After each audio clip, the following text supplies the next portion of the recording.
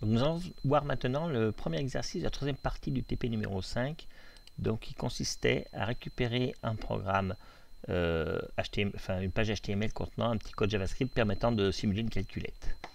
Alors nous allons reprendre ce code, donc calculette.html, le fichier dans notre navigateur, et voir ce qui se passe. Donc normalement on tape 12 fois 2 et on tape sur égal. Le bouton égal devrait déclencher une exécution de JavaScript qui va afficher à côté la valeur correspondante à 24.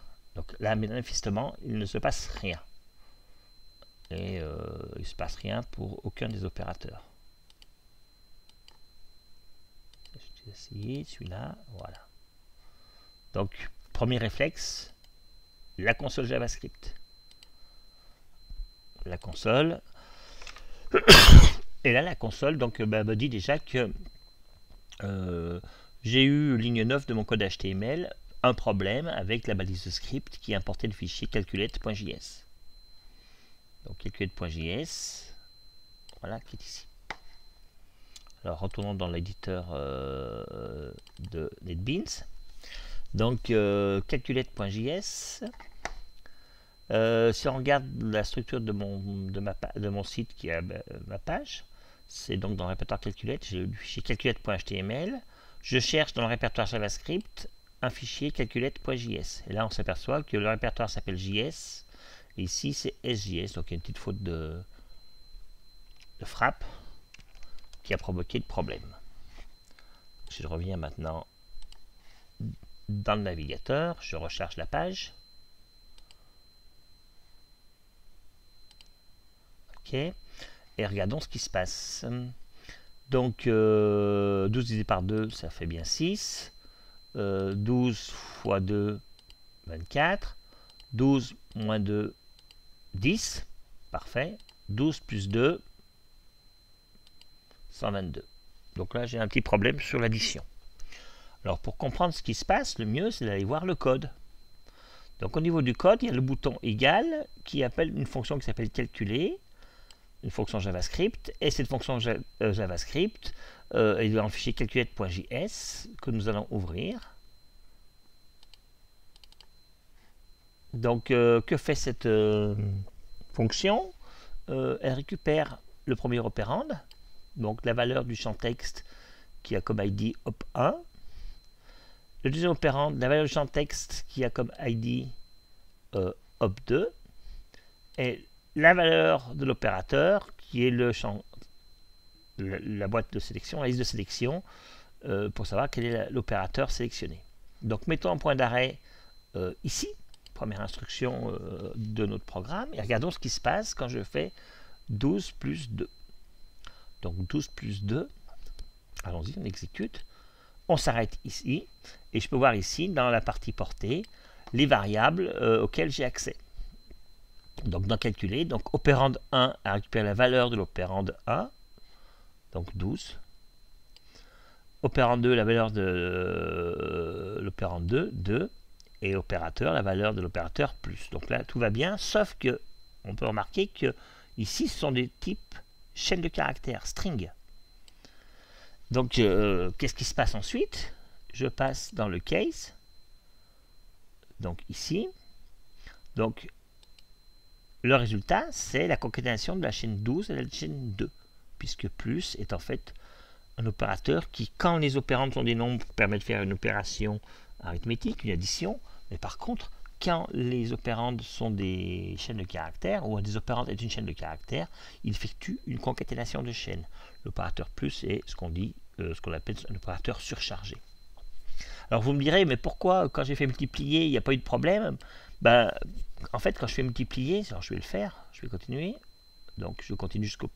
Voilà, je clique, je choisis par exemple l'opération.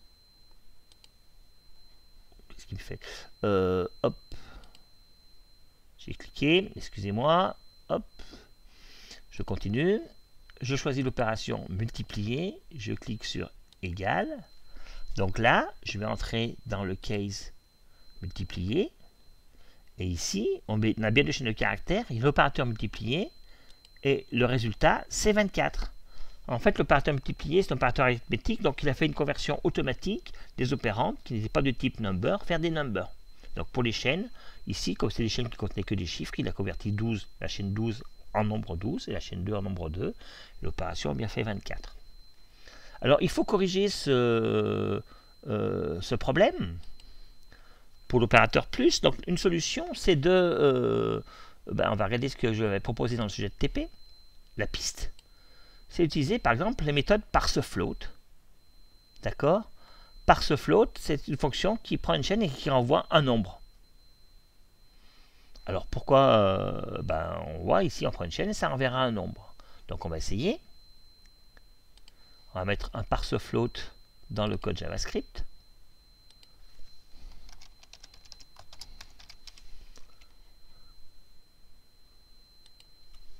Donc, je récupère la valeur, qui est une chaîne, et je la convertis en flottant. Pareil pour l'opérande 2.